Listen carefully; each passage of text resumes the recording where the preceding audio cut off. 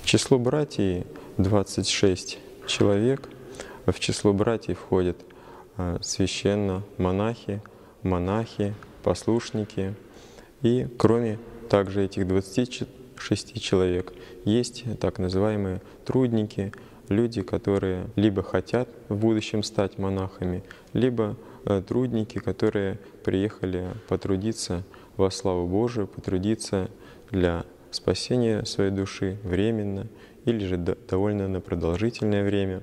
Число этих трудников также колеблется и составляет еще около 30 человек. Мы для людей открыты, мы приглашаем и паломников, и благочестивых прихожан для того, чтобы они посещали наше богослужение, перенимали истину православия и участвовали вместе с нами в молитве.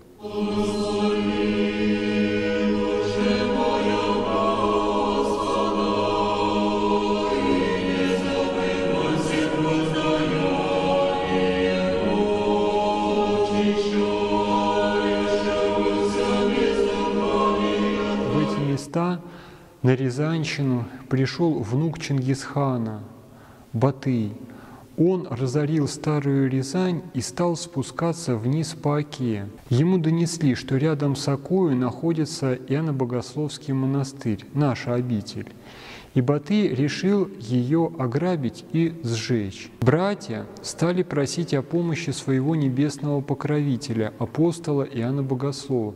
И апостол явился хану Батыю в сонном видении, когда тот спал в походном шатре, и сказал, что если ты, Батый, разоришь монастырь, то сам примешь лютую смерть, и многие из твоих воинов назад в степи не вернутся.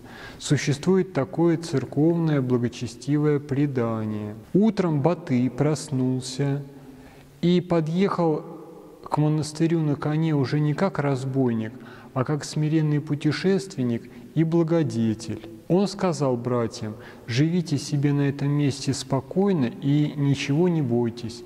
Отныне я буду охранять ваш монастырь».